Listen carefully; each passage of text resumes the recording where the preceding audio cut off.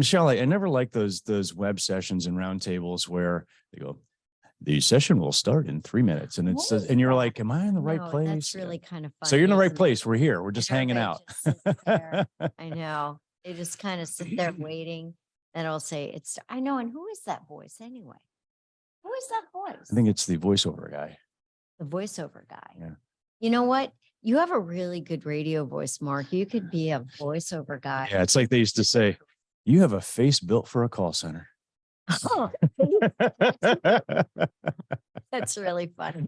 But you have a voice for the radio. So that's good. So you have a backup. It's too bad you're not on the radio, right? Well, we try. We try. Got that old podcast and Creative Friday and stuff going. I say you're on the radio. A little bit. Anyway, so I don't know about everybody across the country, but we are having a really beautiful fall season here in Georgia. Kind of exciting. I love it. This is a great time of year when the leaves are changing. They're falling, but it's still warm out. I'm a warm weather person. I'll admit it. Yeah. I'm kind of a transitional season person. I don't know what that means, but like in between, right? It's like when it's you can't commit. When it's hot, you want it to be cold. When it's cold, you want it to be hot. And it's just like Goldilocks. It's right in between. It's just right, but it doesn't last for very long. But then yeah. That's why I love it when it gets into November and it's still nice and warm. So I'm planning on, if the weather holds out, I'd love to go hiking this weekend. So maybe into the North Georgia mountains. That would be good. It's the first weekend I've got that I can really do that. Because we've been back on the road traveling, haven't we? We have. Yep. Been out west. And oh, yeah. The pretty soon inspiration for our roundtable. That's right. For anybody that saw that video, the fistful of data that was inspired by Clint Eastwood's Fistful of Dollars. So apologies to Clint Eastwood, although you probably didn't see it anyway. I think he would like it if he did. Those are back in the days when he was making all those old spaghetti westerns. They called them. Mark, do you know why they're called spaghetti westerns? Yes, I do, because it was like, you used to remember that can, you'd get like Chef Boyardee SpaghettiOs and you would eat those while you watched them. Was that why? It's because they made them in Italy. Nobody wanted the westerns. They made them in Italy, and they took all the producers and everybody that put on those movies, and they all had Italian names, and they named them like James Smith, and they gave them like American names. Yeah, it was really something. But that's actually what made Clint Eastwood. But that's how they made money, right? And the people really liked them. That before they were big, they'd make all those spaghetti westerns. I bet that was a really fun time to be in the movies. You know? Yeah. So all of our Western scenes were shot in like Spain, I think. I didn't know that. Yeah, those are shot in Spain. So like Good, the Bad, and the Ugly, Fistful of Dollars, Spain. Mm-hmm. I believe now somebody's going to check on that. It's going to show up in the chat. I know. Well, it's probably right, though. Probably right. I looked it up. See, because he knew I was going to ask this question, and he knew that I knew the answer because I watch all those old movies with my dad, including spaghetti westerns, and I probably even told you about it. I'm just saying. You might have. Anyway, yeah. Oh well. All right, so I think we're going to get going here. It's at the hour, 7 a.m. on the West Coast, 10 o'clock on the East Coast, which meant we had to get up early. But I theoretically, did. It's 8 and 11. I mean, our bodies, right? We had the time. Oh, that's right. The time change. So forget about that. Technically, yeah, it's 8 and 11. That's so where you know when the time changes. Yeah, you're always like feeling really stout. You're like, yeah, I'm going to get up early now. I'm going to get up at 6. Like I don't get up at 6. I'm going to get up at 6, and then you never do. It always kind of fades away. What time do you get up? 9. 9 Pacific. I get up at 9. Go. That's the wrong way. All right, so we're going to get into it. Welcome to the Future of Sales Roundtable. I'm Mark Danolo, and with me is my esteemed colleague, Michelle. So we're going to be talking about the 2022 Pay Practices and Trends Survey and give you some insight in terms of what we learned and what we see ahead. That's right. Yep. So let's go ahead and talk a bit about who we are. We're Sales Globe. We are problem solvers for sales. So basically what we do is we solve the toughest sales challenges, and we do analytics-driven problem solving around sales strategy, go to market, sales organization design, and of course, sales compensation and quotas. And Michelle, you can see we've written a few books here. Yep. What your CEO needs to know about sales compensation. We'll probably be drawing upon some content from that today, but also some books around problem solving for sales, like the Innovative Sale, and the book called Quotas with an exclamation point, because People yell it. nobody They just never says see quotas, you it. always scream quotas. Sadly enough. I mean, you got to have a little comedy there. But today, Mark, one thing I'd like to say is that we are going to be doing some problem solving. So as we revealed the survey results, and I'm going to talk a little bit about that, we went through and we're giving you some of our viewpoint on what's ahead and how you can be thinking about your plan designs for next year. So the survey that we did with WorldatWork this year, we've done it 4 years running now, I believe, Mark. Right. And we've had almost 700 companies participated. This was the largest number that we've had to date. Over half of them, I think it's good to note, were involved in M&A over the past 12 months. And we got a really good cross-section of industries, so we didn't call them out this time, and company size. So we got a very good representation of mid-sized to large companies and small companies in there as well. And we're really excited with the results. And I'll say as we get started here too, this is a roundtable. So if you have questions, you want to throw comments in, go ahead and put those in the chat or the Q&A box. I always get it wrong, whichever one it is, chat or it's the chat. It's the chat. Okay. It's the chat. So throw them in the chat. We'll answer those and keep it interactive if you have thoughts or ideas to come up. We will. We'll have some chit chat. So what they'll do is we'll be interrupted if something's relevant to the topic we're talking about. Other questions, please feel free to enter them in. And we expect to have time at the end where we can cover those as well. So Mark, it was tough for us to pick out the big findings here, and we distilled it down to 6. Hybrid sales roles, they continue to be the fastest growing role in sales today. Mm-hmm. We started to see that during the pandemic, and it's very important to say how we define the hybrid sales role. So this isn't working hybrid, right? So this isn't a hybrid workforce question, like I'm working in an office and working from home, but this is how am I interfacing with my clients, my buyers, my customers. Mm-hmm. So it means that they're spending roughly half of their time face-to-face and half of their time connecting with their customers in a virtual or remote fashion, regardless of where that takes place. So that's how we define hybrid. And it was really a shift from field sales role. Brick and mortar. And there was just something that I saw online today by one of our clients, actually, a big advertising company around brick and mortar returning in a huge way. Mm-hmm. And they were posing the question on, what do you prefer? Do you prefer the in-store shopping experience or e-commerce? Because they talked about, Mark, the growth in brick and mortar, and brick and mortar sales were up. I think it was like 18.7%. Yeah, people are back out in the stores. Yeah. They're in the stores, and they talked about e-commerce too, Mm-hmm. right? It was like up 14.5%, something like that. So we're going to talk about that. We're going to talk about omni-channel. Finding and retaining talent. It remains a big challenge for sales organizations. And then 3 other things that we found true to all of you in incentive compensation. 1, revenue. It's growing in usage. So it was bookings was always the strongest one for that new acquisition. And we're going to talk to you about the role that revenue has been playing. And then profit, how that's been gaining adoption in pay plans.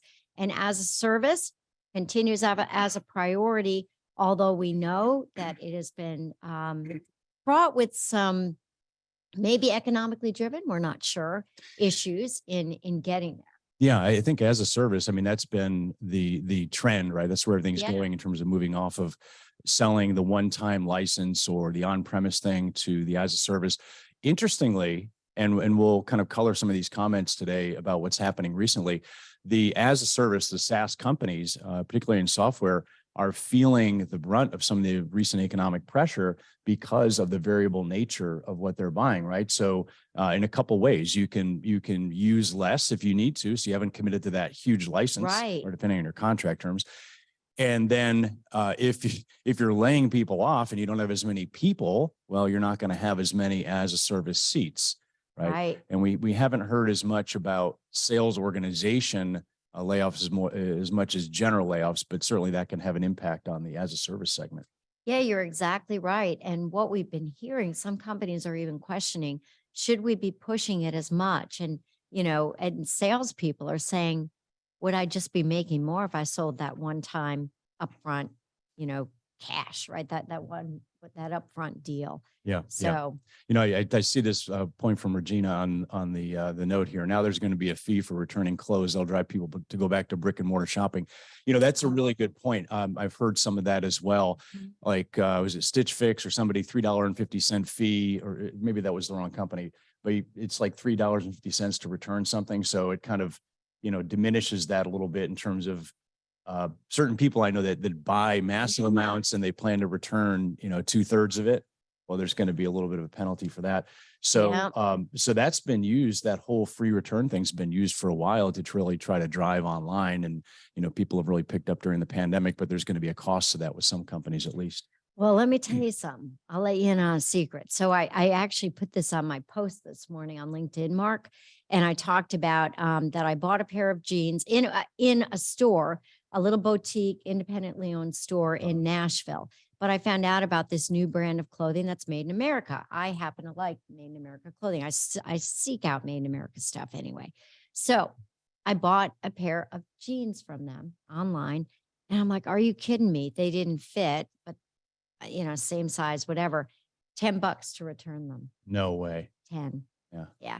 So now I'm like debating, okay, is it going to be, what's the cost differential if I have them, if I haven't taken in a little bit, Yeah. I just have them altered versus return them. So I'm going to find that out. And I got 10 days. If I don't return them within 10 days, got to keep them. So yeah, things are changing. Yep. I had the same thing happen with some boots I just bought, and they were huge. And luckily I was able to return them, and the place got it back to me. They sent them back even before they got the return back. So, so luckily then the smaller size I got, they were too tight. And I'm like, I can't return these now. So I'm wearing the smaller size. So, I'll get used to it. I will get used to it. In the face. You've been walking around like this, love, anyway. Okay.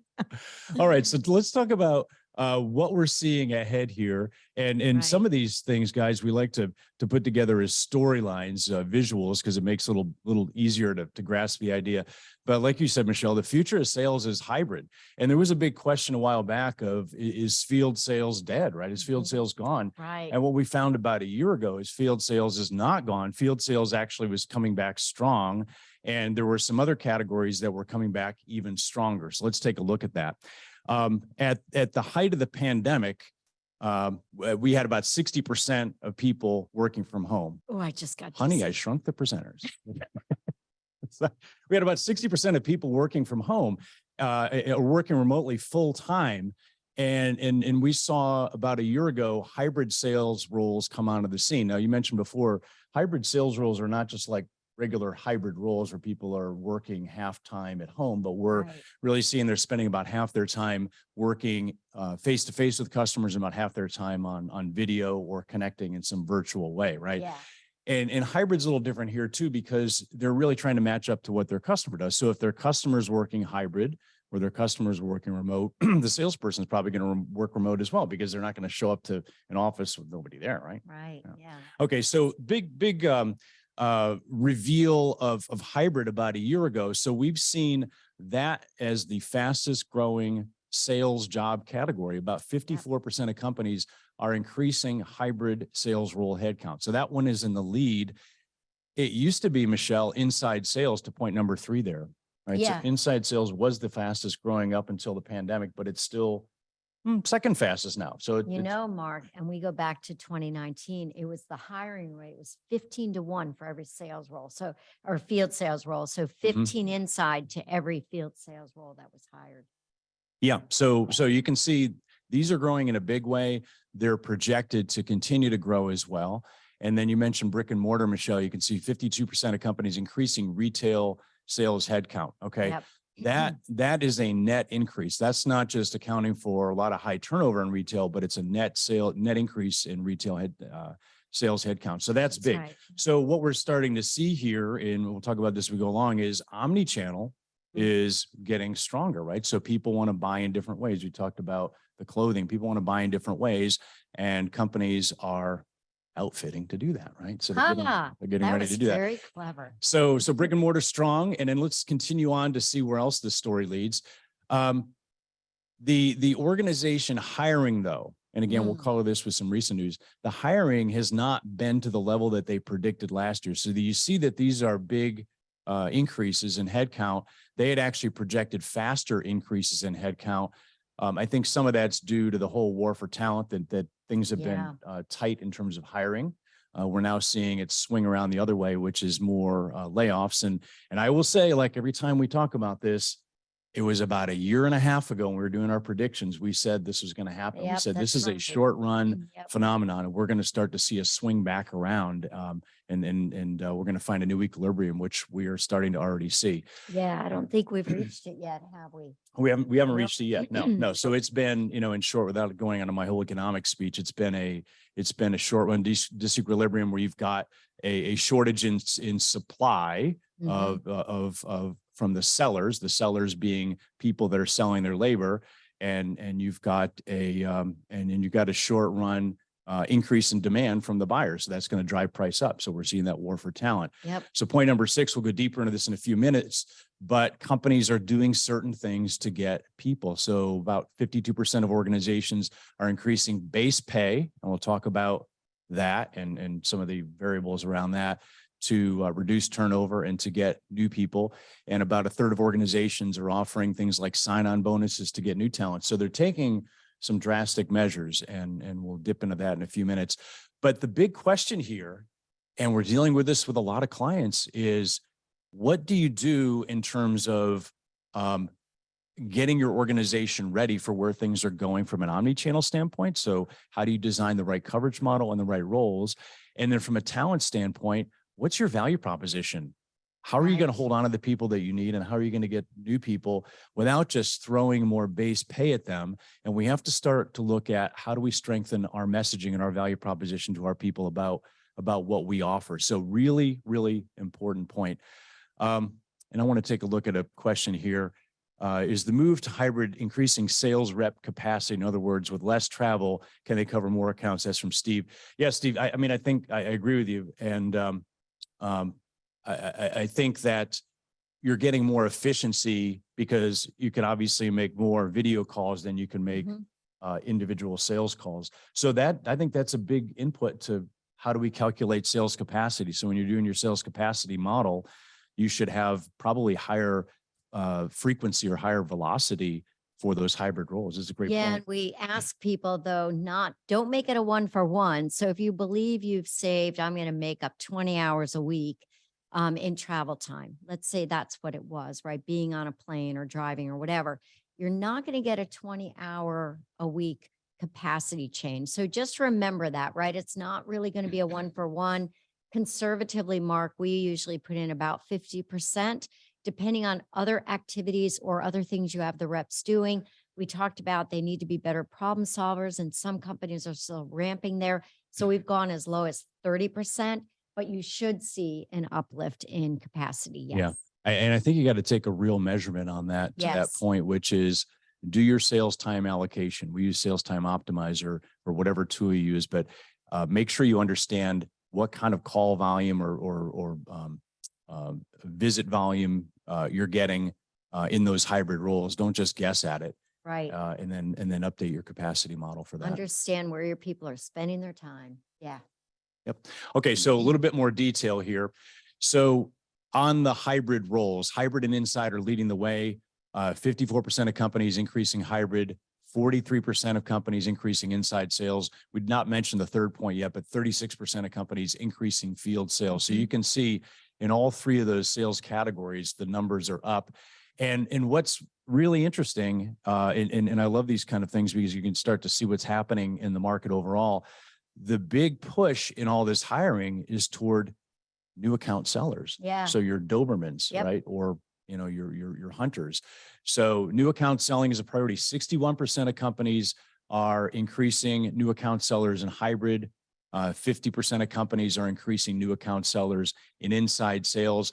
And those new account sellers are primarily the outbound sellers on the inside sales. And then 48% of companies increasing new account sellers for field sales. So what does that say? It's saying companies are looking at how do we go out and how do we get new customers, not Right. just hold on to what we have. So companies are getting much more aggressive about hiring in those areas. So that is a key point. And we have this broken out Yep. by industry if you want to get the report from us about, well, what's happening in my industry in terms of new account selling, hiring. We can tell you that as well. Right. And we believe that one of the reasons behind that is because we've already talked about the hybrid is the fastest selling or fastest growing role. And your salespeople are having to learn how to connect in new ways. So going out there and getting new Mhm. customers, new clients, new buyers, it's just a whole new game. And, companies are seeing that there's greater opportunity to go out there and get market share. So that's what the game is today, getting new. Yep. And Yeah.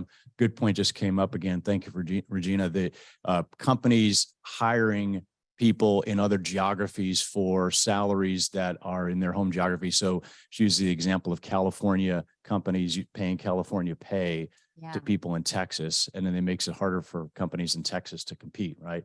So I'm a big free market guy, so I'm like, okay, that's interesting. What does that mean in terms of competition for labor? Yeah. And do California companies really need to pay California rates for Texas labor? Are they being efficient that way, or I'm sure their HR policies will say something, but could they actually pay less and still get what they need? But that's a really good point. So we now break down the geographic barriers. Then you've got the other situation, Regina, which is California companies saying, well, okay, if you're moving out of the Bay Area and you're moving to Idaho, we're not going to pay you California rates or wages anymore because, Right. we're not going That to do is that. a real So we're thing. seeing that happen too. Yeah. So interesting, Mark. I've got some colleagues out there and, running a couple of people that are running global companies, and I found out that a lot of the employees, as in thousands, a lot of people moved out of state and they didn't even know. Now, that's a whole nother question, not only about pay, but around tax liability and everything else. It's like, what? It's like, we want you to come in the office next week. Well, no, I live in Minnesota now. Yeah, that's just a whole nother side note, but we'd love to hear more of your thoughts about that and what you might be facing. Oh, so now we're going to talk about Omni and Trusted Advisor. So what we have said is that we've got this omni-channel growth, and it's been, it looks like it's here to stay.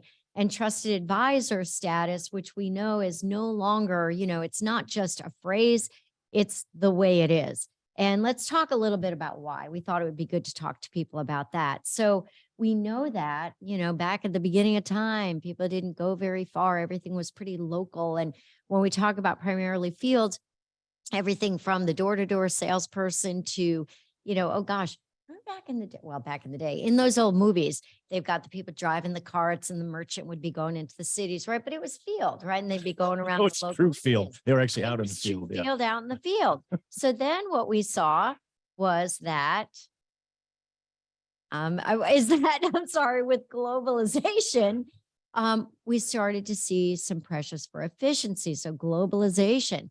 I mean, we were able to, with planes, trains, automobiles, right? Everything getting a little closer, hiring people from different areas. We started to see catalog, phone orders. Gosh, those continue today. But then we started to see a real growth of inside sales in B2B and that center of excellence where people work together in teams. And many of you on on our meeting today, on our roundtable, will probably be familiar with that, right? There's bells and whistles. There's balloons. It's a real team environment. But then what we saw is that we had some technology innovation.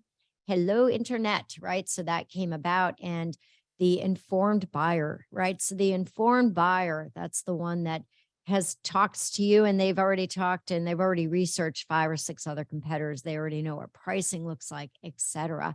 So you've got this evolution of Trusted Advisor. It's no longer about features anymore. It's no longer about, my product, but it's what am I solving for you? And, let me explain why we're different. What's our value proposition? And then we've got more evolution of technology. And we've got new sales roles that started to evolve. We talked about the hybrid role, which really has been enabled by what we're on today, like video conferencing and the ability to be almost real, right? Like almost face-to-face, this virtual face-to-face like we're on today, and teleweb. And then finally, you'll see how that curve just goes straight up.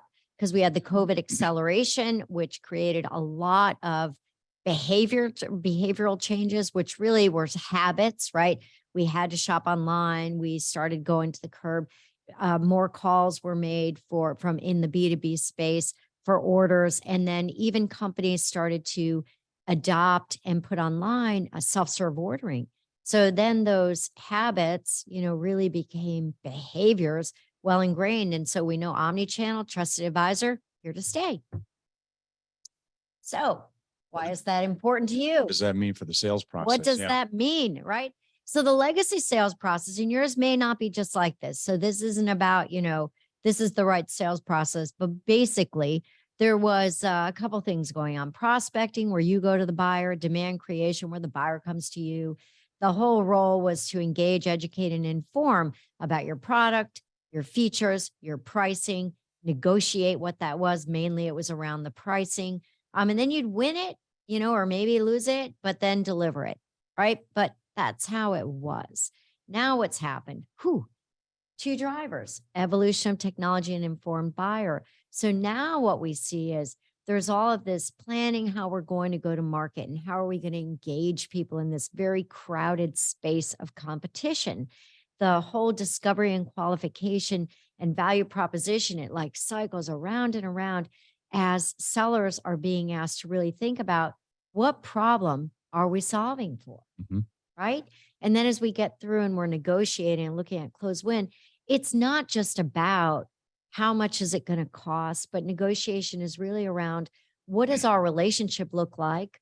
How do I continue to engage with you? How will you help me solve my problems in the future? I mean, it's a whole different ballgame. Yeah. And what I think is really interesting, how these points key back to that evolution that you talked about, Michelle. Yeah. With the evolution of technology and the informed buyer. So as you mentioned up front, the buyer knows a lot more. So we don't have to do that same level of informing. And as we've been talking about or alluding to along the way, omni-channel is playing a bigger role. So they expect to be able to get information from multiple sources. They expect to be able to make the purchase, jump from one channel to the other to make the purchase. They may not even want to deal with a human, right? So I keep seeing where we're heading in the future here, which is the salesperson who's going to have the advantage, that the seller is going to have the advantage, the leader is going to have the advantage, is the one that's able to move not just into the trusted advisor role, but you were talking about the ability to solve problems, right? So that's the one thing that's not going to be AI'd or automated or offshored, is the ability to solve the customer problem. So where the customer can get all this information up front now, it's that problem solving capability that I think is going to be the new competence, competency that differentiates organizations. So Mark, we were just having a dinner, and then I want to get to how this impacts people that are in payments, that are dealing with incentive comp. But I want to add, we had a dinner the other night with a global client, right? They offer global services, and their sales leader was talking to us and said, I need, still, right? I need my people to be able to understand, what problem is it that our clients are solving for, or we're not going to win. Yeah. And what we say is often the first thing that someone says to you, like, I'll make up a common one that we hear all the time, which is, our people are just not out there getting new. They just keep selling more of the same because it's easy. But that might not be the real root cause problem. That might not be what they're really solving for. And they think that they just need to put in, a higher threshold, a stricter plan, something that causes them to push beyond, but that may not be the root cause issue at all. You may have some coverage model or even some mismatch on your product, on the product mix that you're offering. Yeah. And at the company you mentioned, Michelle, I think they're huge. They're global. I think they're a good indicator of some of what's happening. Is they were saying, if you take this sales process as an example, they're saying our people are so used to getting the opportunity up front and basically filling the order, right? Yeah. And he said and he talked about certain levels of tenure. He said our people at that certain level of tenure have never been in an economy where they've had to go out and find business and fight for business. It's always just come in, right? So they've started at that beginning of that process that you see there.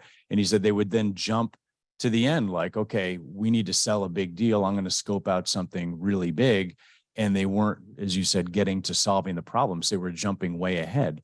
And he's saying that that new skill is, look, we can, Yeah. you know, we've got a lot of marketing, we've got a lot of tentacles out in the market. When we find those opportunities, we need people that can really dig deeper and find out what is it that we're trying to solve for that client, for that customer. Yep. So guys, this, you know, mark our words, we'll talk about this in a year. That's going to be a differentiator. It's going to continue to evolve as a differentiator for companies. That's right. Solving ability. And for our incentive compensation professionals on the line, when we think about omni-channel, you will be talking to your sales leader. There's a lot of questions, some of which I'm sure you're already facing, but one of the big ones is, what do we pay for and what do we not pay for? So I've had questions around, we've got the self-service portal. Do we pay them? What if they go in a store and then they buy online? Do we pay them? You know, what should we do? So these are big questions that need to be answered and lead to. Yeah. I mean, it's a great point. Omnichannel. So, Yep. okay. So you've got the omnichannel question from a compensation standpoint. You've got to really work back up, you know, what we think of as the revenue roadmap. So you've got to work further upstream and answer some of these bigger questions, which is, how do you want the customer experience to operate? And so the customer, you know, we might want them to engage how they want to engage, when they want to engage, where they want to engage. And so we've got to look at the natural process, right? So we were working with a retailer right now. So they sell retail through the store and you can buy online, right? Or you can also call over the phone. Well, there's some gaps in between there. So somebody goes out to buy something at their retail store and they go, great, I think I want to buy this. Can I go online and just purchase it? Well, then the salesperson puts pressure on the customer to purchase it in the retail store because there's not a clean transition to omni-channel for that customer to be able to move to the right situation. Or can I call online, right? Same kind of gap. So how do we smooth out the customer experience? And when we talk about channel neutrality with an omni-channel, we're talking about it both from the customer standpoint and the seller standpoint. So big, you know, first big question, what does the customer experience need to look like? Second big question, what does the salesperson experience need to look like? So I want that salesperson to feel, or probably want that salesperson to feel, channel neutral. So sure, I helped you out in the store. Just go online at xyz.com and you can make that purchase, right? Okay, so some companies are doing a little wonky stuff, right? They're saying, well, sure, you can go online here, just enter this code and I'll get credit for it, right? So enter this code so it tags my involvement in the sale, right? So then we have to figure out, how do we actually do that crediting, how to do the compensation? Your simplest way, obviously, would be to credit everybody for everything, but then you're going to get a lot of inefficiency, which brings up the third question: how do we not multiply our cost of sales? So three big questions around omni-channel sales. But there are a lot of complexities, but again, starting with the customer experience and working through the salesperson experience and then the motivators and the cost of sales. So, so big consideration. We're not going to try to solve it obviously right here because it's unique for every company.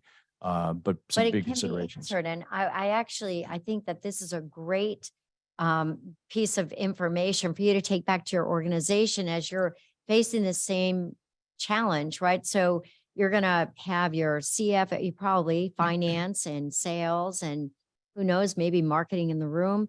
But basically, you know, going through that and answering those questions will help drive the solution, don't you think? Yeah. I think the you know, the consistent factor in those kind of questions is with sales compensation, almost everything starts further back up the revenue roadmap. It starts further back upstream in terms of, what is our strategy? What are our C-level goals? How do we want that to flow into our coverage model? How do we want that to flow into our sales process and our customer experience? And then how does that look when it comes out with compensation in the end? So everything does connect together. That's why compensation, I find, is one of the great, you know, geeky connection points for everything. It is in the sales management model. Everybody pays attention to it. That's for sure. No matter what they do. So if anyone's not familiar with the revenue roadmap, I think many of you are.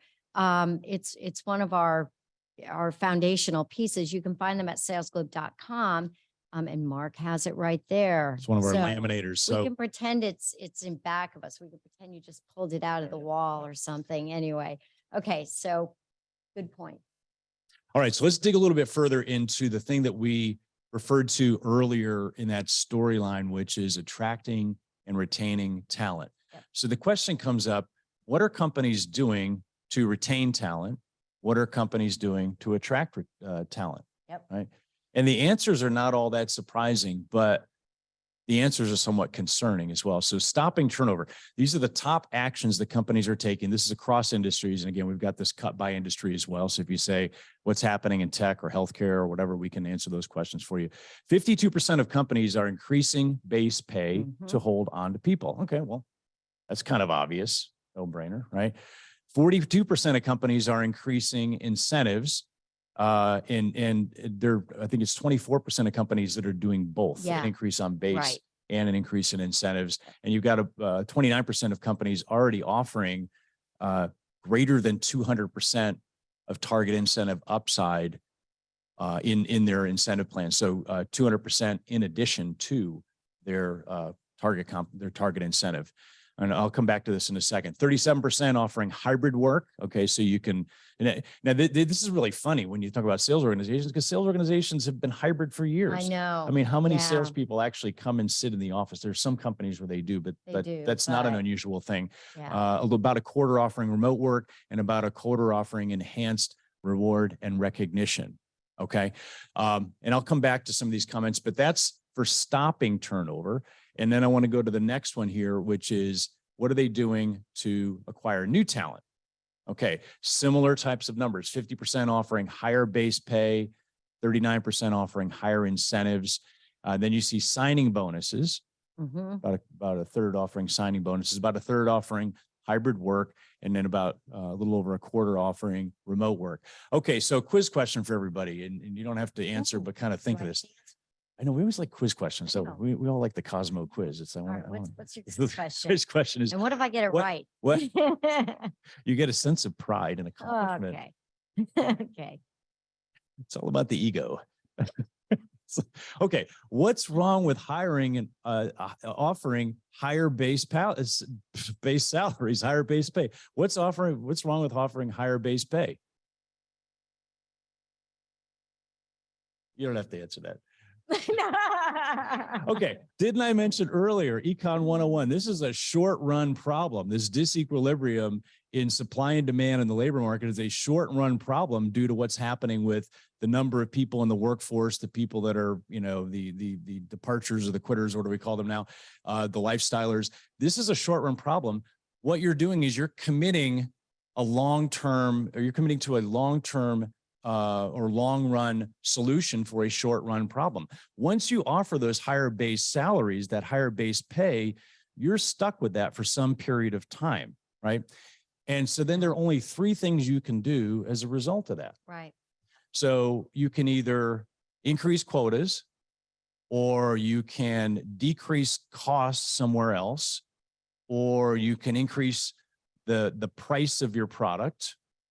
And inherent in increasing quotas is increasing productivity, right? So if you don't do one of those three things, and somebody else will probably find a fourth one, that's fine as well, which would be great.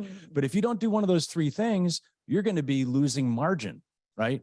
So you're committing in that base pay decision to a long-term solution for a short-run problem. Why not put what you can into performance pay or into incentives? Now, I realize you have to do some increase in base pay to be competitive in the market. And in fact, okay, we can see our short-run problem starting to show up now, right? So was it Twitter the other day laid off half the organization? Yeah. Facebook today, or Meta, maybe they'll go back to Facebook, is now going to be doing significant layoffs. So we're already starting to see a problem, see that happening, right? So the short run is already starting to show itself. And now we're going to be sitting with a lot of companies that are overpaying and overcommitting. Well, okay? What's interesting is for the first time I'm hearing, because CEOs are actually coming out and saying, get rid of the dead weight. People didn't really say that before. Right. But now, they're looking at that. And then the other unintended consequence, Mark, has been pay compression. So, the difference between people that are highly experienced and those that are not that pay is getting, compressed. And that's created an unintended consequence that companies are having to face as well. Oh yeah, we're seeing that company by company. We do a Yeah. lot of competitive benchmarking. Yeah. And as we go and talk to different companies, many of them are saying that. They're saying our people that have been here for a couple or 3 years or 4 years, they're being surpassed by new hires that are less experienced. And Yep. that's causing a problem. And we're having to make adjustments. Again, more long-term commitment to a short-run problem. Yep. So I see somebody commented here, already happened. Yeah, bingo. So okay, so there you go. So that's what's happening right now in terms of attracting and retaining. So think back on that last storyboard that we talked about, just as a final comment on this, in that you've got to look at your employee value proposition. So when we Yes. talk about doing the competitive benchmarking, one thing we're hearing from companies is, hey, we're not going to just pay more because we have something different in terms of culture, or we have something different in terms of the work-life balance, or the lifestyle, or what we do as a company, the affiliation with our brand, whatever it might be. So companies are looking at what's our total value proposition. Yep. So don't just go for the base pay. Yep. Okay, so let's move on to incentive compensation and what the big story was coming out of the survey. So the first one is that plans, they are very specific and focused. And what that means is that we're looking at 2 to 3 measures in a plan, which is what we consider a best practice. When you've got too many measures in there, people tend to lose focus, right? And then because you weight those measures, more than likely, it just, creates, it dilutes the importance of your most important priorities. So 71% of companies, 3/4, are using 2 to 3 measures in their plan. And that was what, 56% in 2020. But that's simply because during the pandemic, we saw people going down to maybe 1 measure. It was just a strange time, and people weren't sure what they could measure. They didn't want to hold their teams accountable for profit, for example. They were just out there to get what they could get. The other thing that we're seeing is when we look at the sales roles, we're starting to see revenue being used more frequently as one of the key measures in the plan. So when we think about people selling, if I'm a new acquisition hunter, a lot of times they're being asked to focus on bookings. So go out there and just close that deal. But now companies are becoming a little cost sensitive, and for other reasons as well. They're starting to get more focused on the revenue that's coming in. And so we're seeing that. And we're also seeing gross profit showing up in the plans. And we're being asked about that pretty frequently, I would say, this year. Mark, the question has come, should we add profit in, even if it's just like a 20% weighting in the plan to provide a little bit of focus? And then I guess all we'll say about that, because you're going to spend more time on this, is when we look at the bookings measure, we're seeing that TCV, total contract value, and annual contract value, those are the most likely used methods to determine what the value of the deal looks like.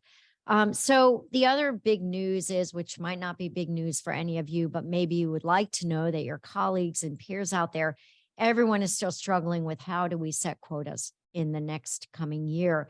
So there's still continued supply chain. Now there's economic uncertainty. There are layoffs. There are people being hired. Are people going to work in the office or remote? And there's changes in what the needs are from in the B2B space. So again, we're looking at a lot of factors that are impacting quotas as well. Yeah, and I want to mention, if we can go back for one sec, Claudius, this one point here on individual versus team measures. That's another big dynamic we're seeing shifting as well. I skipped right over that, didn't I? Either that or I'm repeating myself, which I do all the time. So you're right. And what's very interesting is during the pandemic, we had a lot of our clients even coming back to us, but they showed up in the survey and they went to more of a regional, country, team level goal setting because it was easier. And they thought it kind of, the bigger the number, the easier it is to achieve to it over a greater mass, as opposed to being so specific.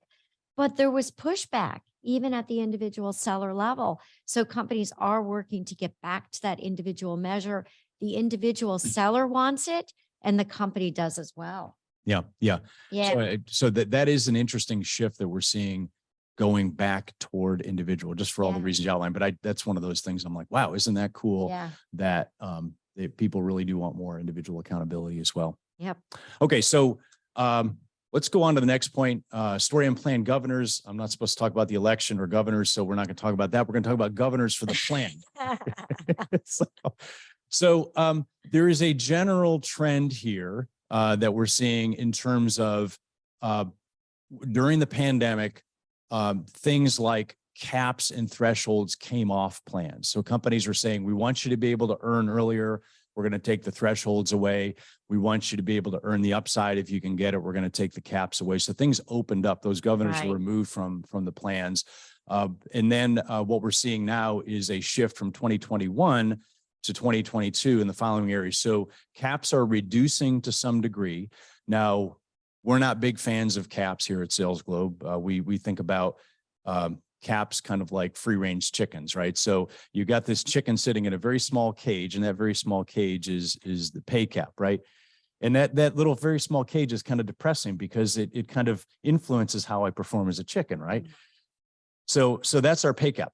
But you want a free range chicken. You want somebody who's positive. I mean, when you talk to people about a compensation plan and they talk about the cap on the plan, we don't like the cap on the plan. You ask them the question, well, have you ever hit the cap? No, I never hit the cap. But I know a guy that hit the cap. It was a couple of years ago, right? So so the cap is more psychological. So back to the free range chicken thing, I'd rather have a free range chicken that has aspiration, right? I want somebody who wants to go out there and blow out the plan, because like the free range chicken, we know there's a fence out there somewhere, right? There's a natural limitation to how far we can go. So the cap is hugely psychological. So those are starting to pair off a little bit, but other things are coming along. Bluebird and mega deal policies increasing a little bit. You'll see. So that's those unforeseen deals or huge deals where we take them outside of the plan. Remaining even is thresholds for hunters, and you can see that's holding even from year to year, and also your thresholds for farmers holding even year to year. And we could talk separately about why you use thresholds, but those are holding pretty consistent. And then regressive payouts are increasing as well. Just swing by there so you can see that. Okay. There you go. So regressive payouts are increasing as well. Regressive payouts are basically when you get to that excellence level, they start the effective commission rate starts to slow down on the plan. So it's slowing down the payout. So that's kind of like a soft cap in a way. Yep. Right. So that's a little bit what's happening on plan governors. All right. So let's get into the plan measures. This is where this came from.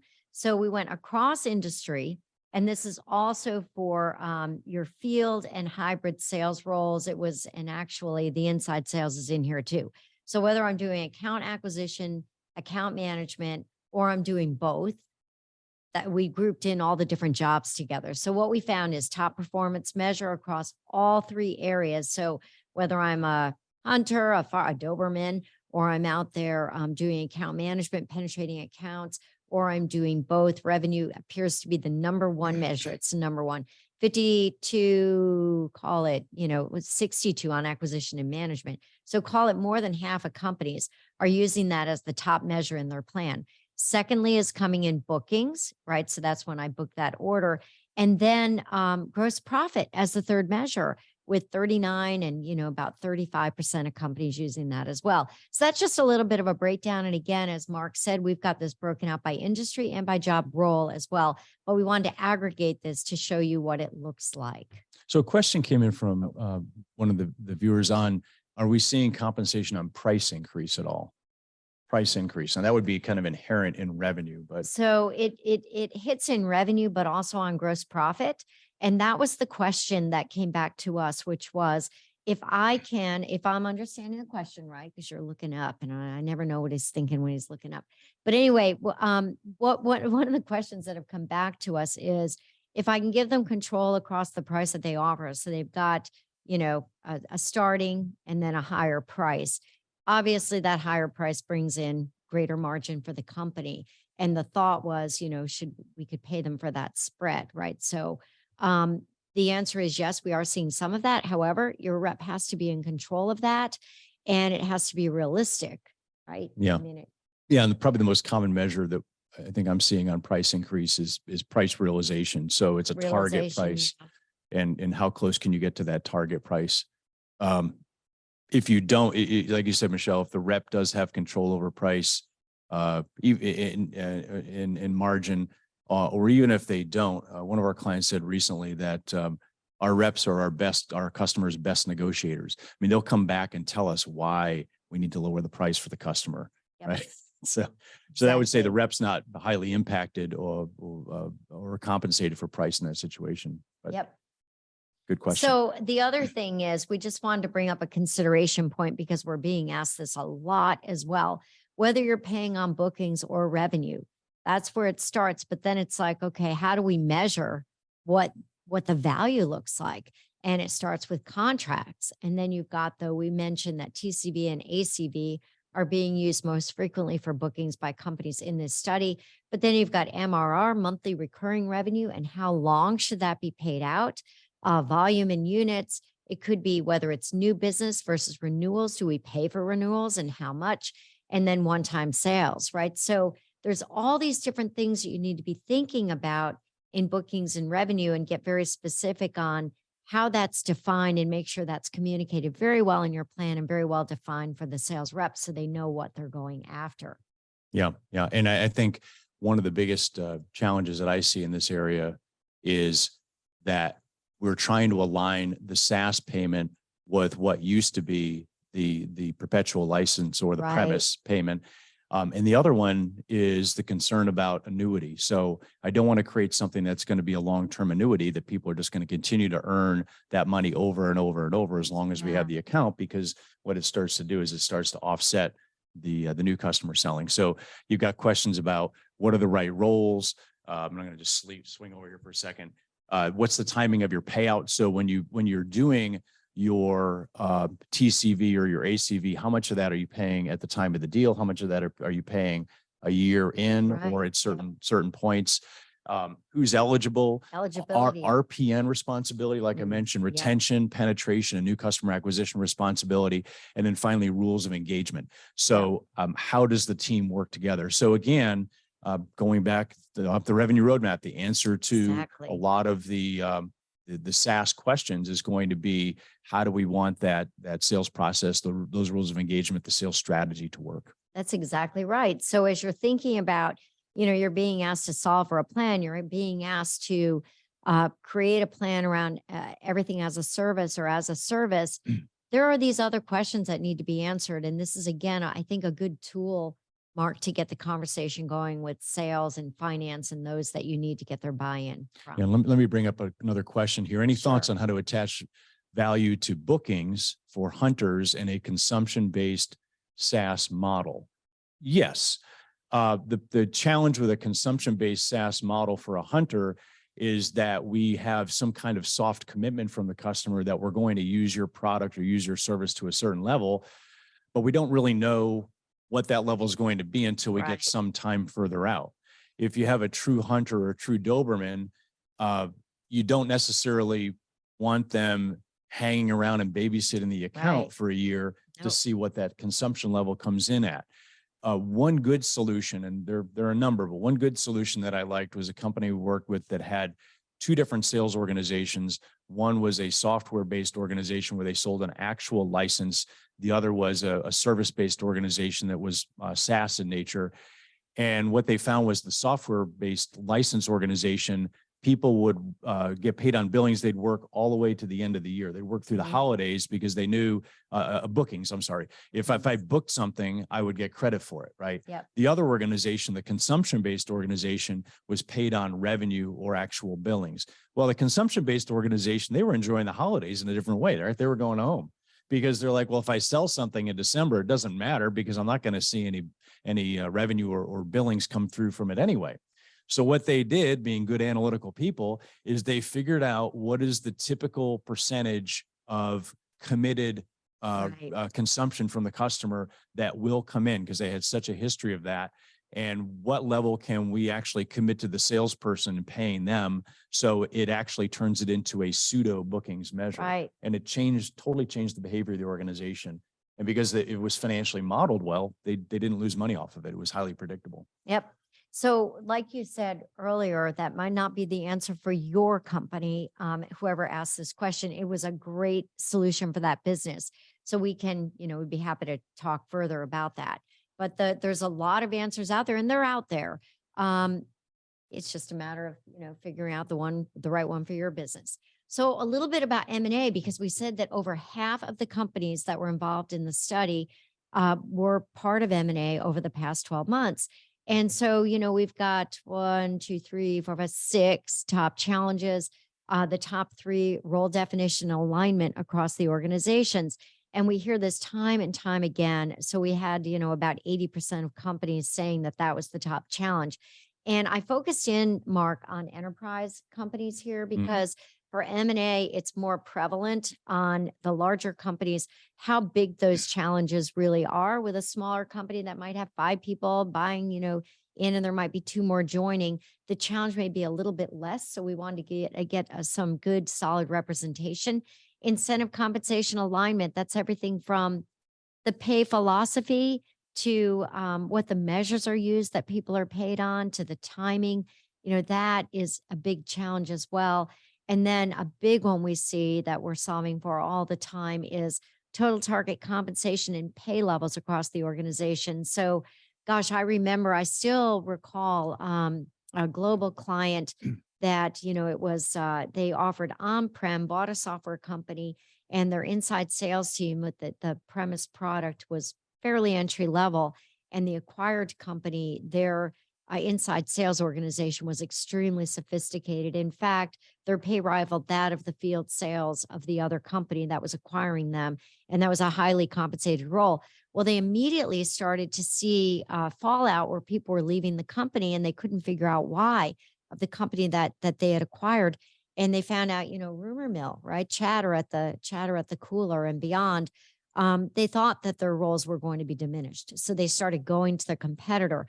So, there are other issues around integrating the sales organization, cultural differences, aligning the performance expectations. Again, that gets around to the culture of the company and what they expect. But, I think the big one here is get your role definition and alignment across the organization set, and everyone bought into that before you even tackle the other things. That's what would be one of our lessons learned on that. And when we talk about and think about what the expectations are from an acquisition, so there's three big ones usually that we see, and a couple of them fall into the sales organization. So cost synergy, when we think about sales, that's reducing the overall cost by combining the companies. A lot of times they're thinking they can leverage best practices, they can leverage what's best across the companies, maybe their structure and model that they have. Revenue synergies would be things around cross-sell, the ability to put products together, bring new products to the market, and grow your market share by having both companies take advantage of what the other company has to offer. And then, of course, capital synergies, right? So what kind of buildings and things that they have in place. And then, when we think about the outcomes that depend on sales, revenue, big challenges. We know that you've got cross-selling, new product solutions bundles, geographic expansion, and segment and sector expansion. And then the cost synergies we see around sales capacity improvement. Again, I talked about leveraging best practices, the belief that there can be a headcount reduction at some point, and streamline processes. So the big warning here is that, or the big thing to be thinking about is 20% of that revenue synergy potential, it's typically put on cross-selling, but yet less than 20% of companies actually achieve that cross-sell goal. So there's a lot to be thinking about. And as we delve into the root causes why, it goes back to that role alignment and the setting expectations and people understanding what it is that they need to do. It's funny, Michelle, the biggest barrier that we hear on cross-selling is risk. Yeah. It's not like we're going to throw more spiffs or more incentives at somebody to cross-sell products of a company that's been acquired. It's the person says, hey, I don't know how good those products are that I'm selling, how reliable those services are. I've got a really strong relationship and I'm in my best accounts. I don't want to put that at risk. And, if I'm going to introduce somebody new as a person into the account to sell with me, well, that's a risk as well. So risk is the single biggest factor in the single biggest thing that companies look for synergies in an acquisition, which is cross-selling. Yep. So, got any questions on that, or you need some help around that? We're here to help. So with that, Awesome. So that's what we have for today. A couple of action items for you. We have the Rethink Sales podcast, which is on Yes. Spotify and Apple. You can check out. We have a ton of great podcasts out there on all sorts of different topics. We have books, as we mentioned before, for some great practices.